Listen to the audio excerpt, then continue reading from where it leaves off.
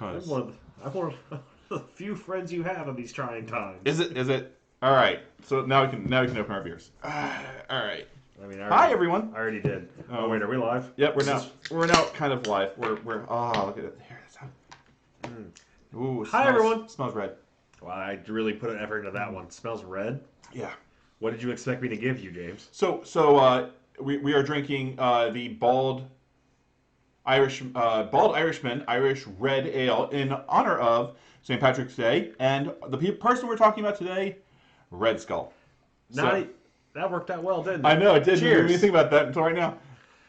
So welcome to Beer Protocol, the BeerThralls podcast YouTube show about Marvel Crisis Protocol. It's an exciting week of Crisis Protocol. New models came out. Adepticon's gone. Adepticon is gone, and we will all remember it in our hearts. Yeah. Until then, we get new models to paint, new models to put together, and some of those new models are giving us interesting thoughts for our favorite villainous mastermind, the Red Skull. James, I don't care about Cabal.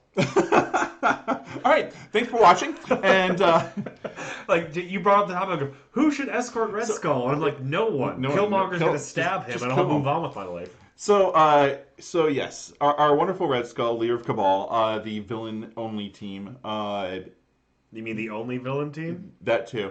Villain-only team. Heroes, get out. Hey, I see you bringing Hulk with Red Skull. Point my finger at the actual. There we go. I see you bringing Hulk with Red Skull. Stop it. Why are you doing that? So the question came up is who's the best person to babysit Red Skull? And by babysit, we mean still contribute something to your board.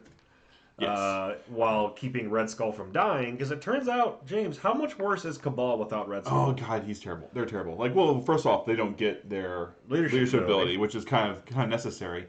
But also, there comes a problem of you constantly have to have 2 power on Red Skull to do the Hail Hydra.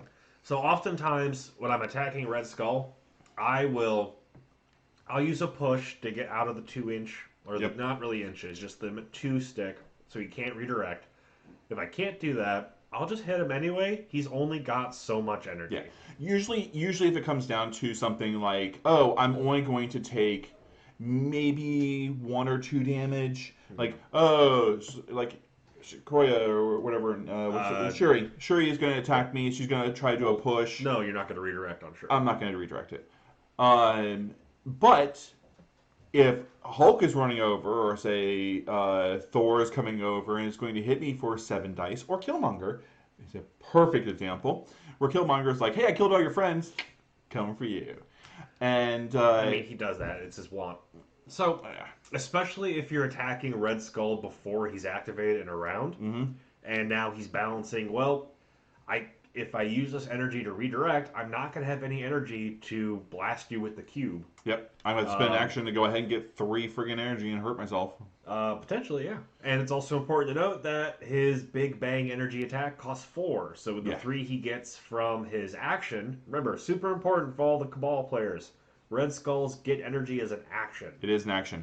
You cannot double shoot and get energy. That would be amazing. James. That would be amazing. You've done this literally like 3 times. I know, because I keep forgetting. But it's still amazing.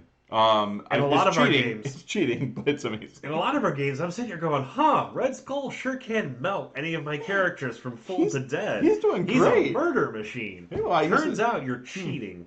I'm not cheating. I'm just using creative rules. Okay. Creative application of the rules? Is that what you were struggling with? Yes. So, oof. You need to. So the thing is that Red Skull's going to get power if he gets hit. You kind of want to go ahead and if you're going to take a low power hit, you're going to get probably not 1 or 2 power. You're going to take from the damage. You can Hail Hydra the big attacks, but do we really want to? Now, what we're going to talk about is who's a good escort that's still going to do some stuff. Will be able to take some power and have some other little tricks with Red Skull. So we're going to go ahead and count out a couple of things. Baron Zemo. Don't even bring it up. No. MODOK. Okay, stop. We're not going through literally every single character. MODOK's not bad. Yeah. Because of his. The question shield. is, not bad is not what I'm interested in. Yeah. Why would it be good? He does have 10 health. That's not necessarily why would that be good. It is kind of good because giving him power. Doesn't MODOK get a lot worse once he flips? Yeah, he drops down to like 4 health. But with no shield. having him take a few shots for Red Skull, MODOK is the person you're trying to protect, not shunt damage to. that's the problem. Having him do a defensive for Red Skull is good for like maybe a attack, just to give him power to do Doomsday Chair or throw some stuff or anything like that. But after like the first attack, no, he's not good. Now, who is? So our candidates for who would actually be good, too, as I try to get back into frame. Our girl from the Wakanda Death Star, Okoye. Guys, Okoye costs 2 points, and that's for a real simple reason. Do you need something escorted? Okoye's 2 points. Why though? Because she has bodyguard, she has same bodyguard. as Captain America. So she can spend 2 energy to redirect an attack within 2 to herself. So if Red Skull's out of energy, or if you want to keep his energy, she can use her own energy to pull the attack on her. Downside, she's like 4 health. But a lot of this comes from context. Yeah. If your opponent is trying to snipe Red Skull from 4 or 5 away, it may not be all that relevant. However, if they're within a short distance, say someone in melee, and Okoye is also in melee, like if Killmonger comes up, Yep. Okoye has the martial arts ability, which lets her use blanks on her defense dice to add to her defense. That makes, and Black Widow has the same ability. Those 2 2-point models are surprisingly tanky in melee. Now, I would take Okoye over Black Widow because Okoye can also pull the attack off. She's also 2 points. Now, Widow has the special ability that says if you're not within a short or 3, if you're not within 3, you can't target her. Which doesn't matter for the doesn't really help. You're redirecting, you're automatically just saying she gets hit. Widow is not who you bring for this. I think you take Okoye because it frees up Red Skull's energy, where now we can get attack shunted off of him. Or at the very least, if Okoye doesn't have enough for bodyguard, 2 damage gets sent to Okoye. She takes some damage. She now has enough for bodyguard and can bodyguard a second hit that round. She also has a ranged attack. Really important because that means she can follow Red Skull and still contribute. Because Red Skull's going to be blasting things from a million miles away. She's going to be blasting some stuff. You're going to have the advantage there where you're both being able to hit something from distance. Widow does not have that, and a couple other characters don't have that. Widow has a gun. It's kinda literally just gun. Yeah. It says pistol, and it does like 4 dice of damage. Widow's main problem for me is that she never breaks above 4 for her offense dice, so it turns out most mildly defensive people can completely negate her damage, which does not feel good. Widow's an objective piece, not a kill piece. Yep. But I think Okoye works really well in this position because you get the insurance, you have the ranged attack so she can contribute and follow along and not fall behind, so you just have a dead model on the table. Yeah. And if someone does get to melee and Okoye is still alive and she has energy on her because she took a hit for Red Skull, she's a beast in melee. Yeah. You're going to see Okoye just whip out really good melee attacks or potentially even a flurry off of her special attack. She's also got the advantage of like, hey, if you don't need to babysit Red Skull at that moment or you're 2 away, you kind of have the ability of being. She can shunt it from 2 away, right? Is it 2 away or more? Within 2, she can pull it to herself. So you technically have, if you need to escort or babysit 2 people, you could have Red Skull, Okoye, and then whoever you're trying to babysit on the other end, and now she's got 2 inches and 2 inches to basically try to cover both. I mean, you can. I would recommend against that, actually. I'm not sure it's a great idea. It is for if you're just trying to guard a location. But my point I'm saying is now you have 3 models, and the average game is 4 to 5, clumped up within 2 of each other. What's happening on the rest of the board? A little more than 2, but yeah. My point being is now they're all clumped up in one spot. Maybe you're capping a point, but even the smallest number of scenario points is still 3 different points. So what's the rest of the board doing? True. I think you've invested way too much into one cluster. Now, if you're advancing up the board and the terrain's forcing you into a small place, that's fine. Like, I've used Okoye that way in the past, too. What about the Gamma thing where it's, if she's in between 2 points? Gamma is a bit of a special case because that is the scenario designed to clump everyone into a corridor. Okay. So it can come up there, but I think in any optimal scenario, 2 is the restriction here. For like Shuri and her gap of 4, that's wide enough specifically so that your team can spread out a bit and can now separate, cover different points, contest different points, and still stay within Shuri's bubble. Okoye's bubble's too small for that. So we do like Okoye. Okoye is a good cover. Also, she's only 2 points. if you're going to keep somebody to escort for a bit, but to do a little more like, okay, I'm escorting Red Skull, go get him. Or do you just want a dirty trick? Yeah. Here's a dirty trick. Our favorite Clintar symbiote, Venom. Dirty Yeah. trick for one simple reason. Venom can counterattack, Yeah. and that tends to take people off guard. That's And, really it. and snacking. That's it. So many snacks. Basically, Red Skull passes off to Venom. Venom can then he takes the hit. He can, if he has enough energy, um, he'll take the hit. He does the counterattack, and he can now attack something at like range 3. Range 3 is all of Venom's attacks. Sorry, it's not a counterattack. It is you do an attack. So you can do so many snacks. You can do the symbiote attack. Yeah, you mean We Are Venom? We are Venom. We are Venom. The heals. You can do both of those things, and now you're healing. You're doing lots of damage, and you're forcing somebody to basically now choose: do I want to go after Red Skull, or do I want to go after Venom? And it makes them have bad choices. Potentially. A lot of Crisis Protocol is scenario and scene specific, like what's going on the table right now. It's really hard to do an ideal scenario for this game. But I kind of hesitate to recommend Venom. While he's got that good dumb trick, Venom's going to want to play more forward. Like Venom's a 4-point model. He has great offensive potential. You don't want to keep him shackled to your long distance fighter. Yeah. So, as opposed to Okoye, who can attack at the same range as Red Skull and can sit behind a wall somewhere, Venom's going to be moving forward. He's going to be trying to pull people into his reach. There's a decent chance you're going to act either on purpose or just through sheer forgetfulness, move Venom forward out of Red Skull's shunting distance. Yeah. It's a good thing to kind of like babysit him for a bit, but then Venom's going to want to run off and do his own thing. Now, part of that nasty trick, though, is if someone is trying to use a ranged attack on you, there's a decent chance with Venom's 3-inch range, you might actually be able to sneak and hit someone who attacks Red Skull from 4 or 5 away. Yeah. Because you redirect the attack forward, Venom's in range, he can now do the counterattack. Yeah. Once again, small corridors and stuff, Venom's actually a good choice because larger base, and you can't get around him very easily. But also, you're now having to deal with Venom in your face, who has wall crawler, and like, if he has to, and he gets pushed out of the way a little bit, Venom still can do some tricks to get back. He can do pulls, he can do a bunch of other stuff to move people around in front of Red Skull. I mean, you've described the only two things he can do: move over walls and pull. That's exactly that's which is exactly good. What I talk about. So I like Venom, but I don't Venom like for almost anything. Though. I don't like Venom doing it as specifically a babysit for Red Skull. I think Red Skull using the teleport to give Venom an extra move up is probably a better use if they're on your team. So the real secret for me, as I try to get back on camera, I think the best escort for Red Skull is whoever the hell is standing near Red Skull.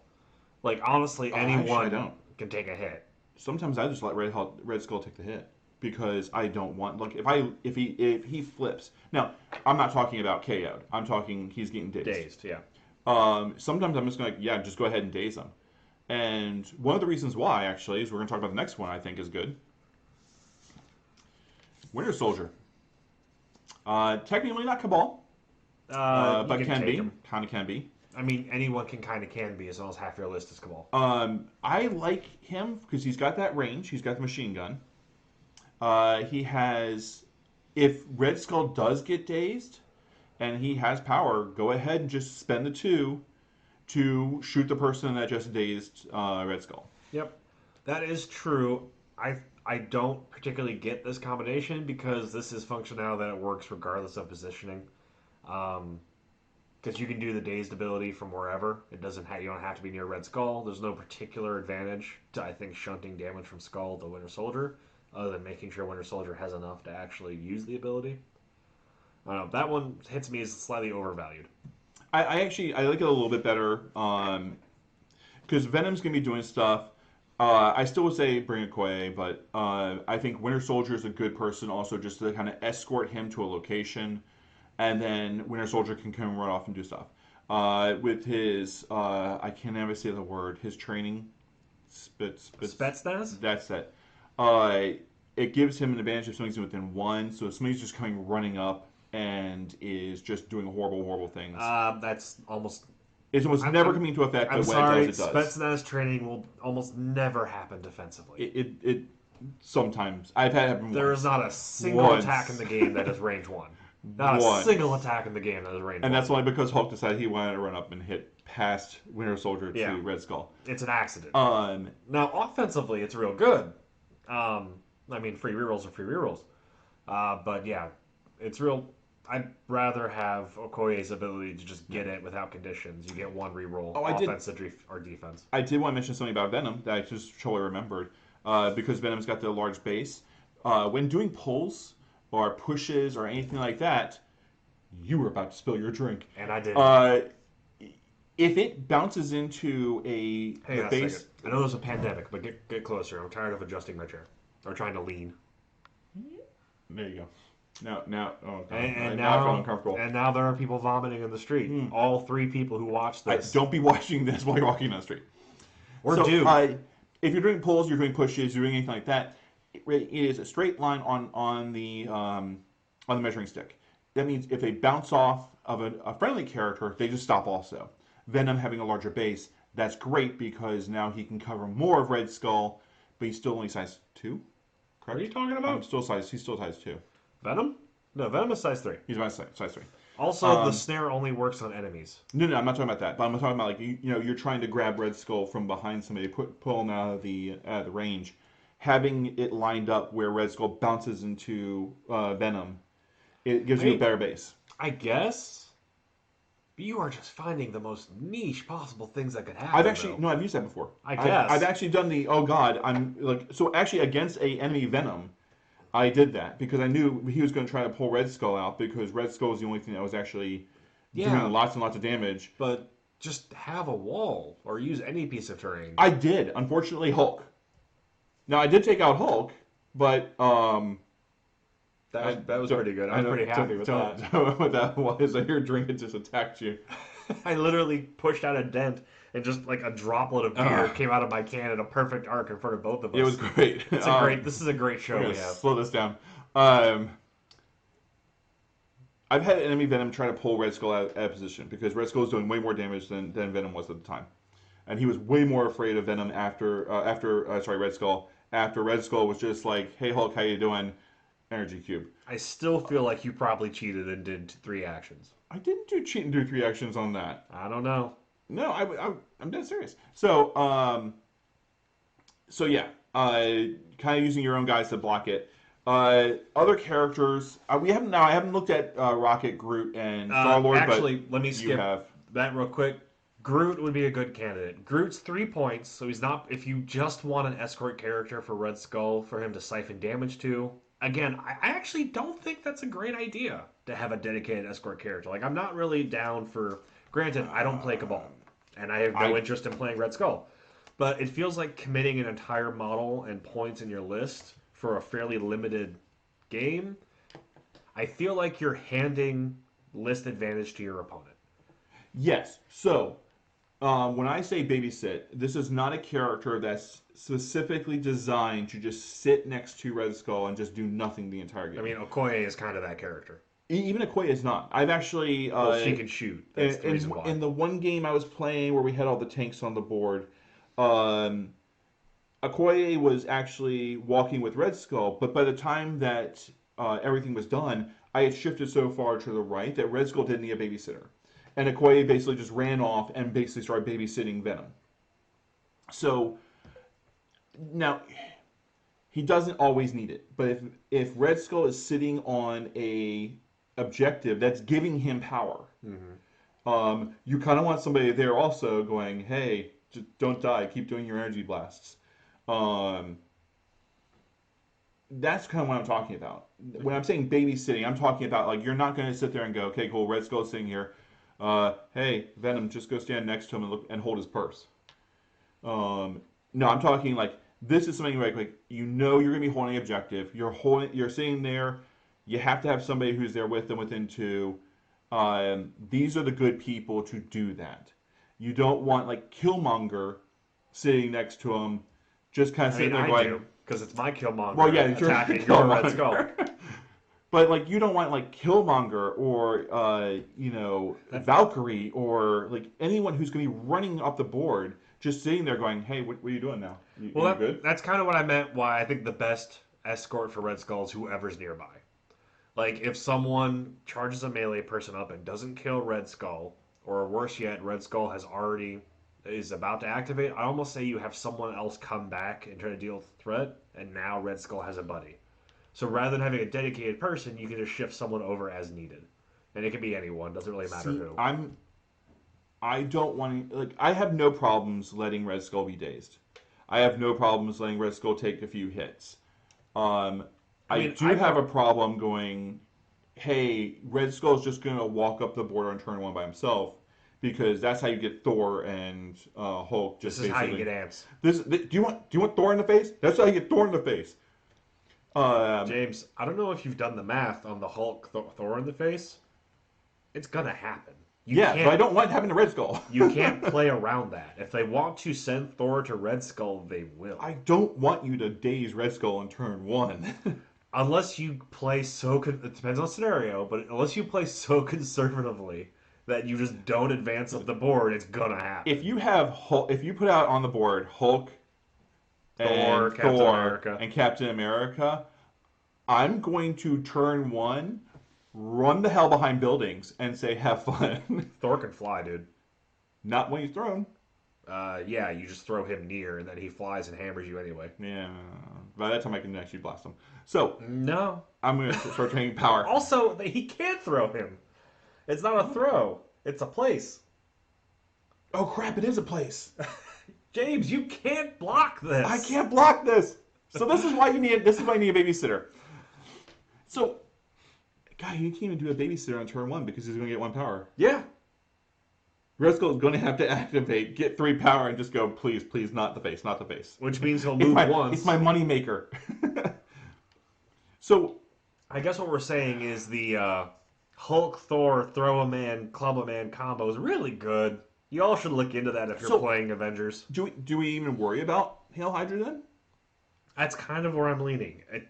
I don't know if you should build or play around Hail Hydra.